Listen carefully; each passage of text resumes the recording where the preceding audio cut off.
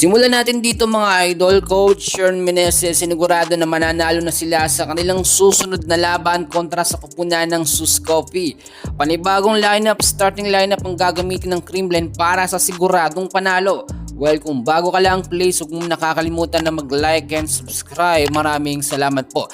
Ang next game mga kaibigan ng Kremlin ay sa July 19 pa, no? Kontra sa kupunan ng Suskopi. Then yung last game ng CCS, nakita naman natin talo ang Kremlin. At ang problema doon dahil nga po sa starting lineup na ginamit ni Coach Sharon Meneses, ang ibang mga starting player, no, or sinasabi natin star player ng Kremlin ay hindi po nagamit. Tulad na lamang ni Tots Carlos at Bea de Leon. Pero expected na makakapaglaro na sila sa next game po ng Kremlin. Sa ngayon, kung titignan nyo po ang standings po ng PBL, no, dito sa PBL On Tour, sa Pool A, ang PLDT High Speed Hitters ay meron pong 2 panalo, 0 talo at meron pong 6 points. Ang Farm Fresh Foxes naman ay meron pong 2 wins, 1 loss and 6 points. Next Lead Chameleons mga kaibigan, 2 wins, 0 losses at 5 points. Samantalang ang Petrogas Angels ay merong 1 panalo, 3 talo at 4 points po lamang. Petrogas Angels yan mga kaibigan, pero grabe yung nangyari. Ang Chocomojo Flying Titans ay meron pong 1 panalo, 2 talo at 3 points. Galleries Tower mga kaibigan, 0 wins, 2 losses at walang puntos. Sa Pool B naman, dito napapabilang na ang Kremlin, no?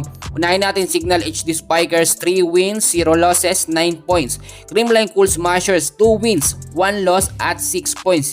Cherry Tigo Crossover, 2 wins, 0 losses at 5 points. Suskopi mga kaibigan, 1 panalo, 1 loss at 3 points. Akari Chargers, 1 win, 3 losses, 3 points. Capital Solar Spikers, 0 wins, 4 losses at 1 point. Nakita nyo mga kaibigan, ang napansin natin dito, yung mga amateur po na team dito nga po mga kaibigan sa PBL ay mas gumaling, mas lumakas sila ngayon. So hindi talaga natin pwedeng baliwalain. Kung titignan nyo, ito yung recent na laban mga kaibigan. Doon sa naging laban nga po mga kaibigan ng Signal SG Spikers kontra sa kupunan ng Kremlin Cool Smashers, 3-0. At ang naging laban naman ng Petrogas at ng Farm Fresh Foxes, 3-0 din.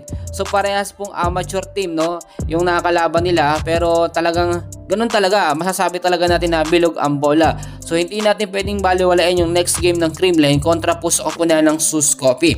So ano-ano nga ba yung mga susi at paraan para sa siguradong panalo ng Kremlin? Unang-una, dapat i-make sure po ng CCS ang kanilang starting lineup na malakas po talaga. Doon kasi sila magbibuild po ng foundation. Kapag nasimula na ang set 1, set 2 ay makuha nila, tuloy-tuloy na ang chemistry niyan hanggang sa set 3. So siyempre, magdedepende pa rin po yan sa lineup ni Coach Sharon Meneses.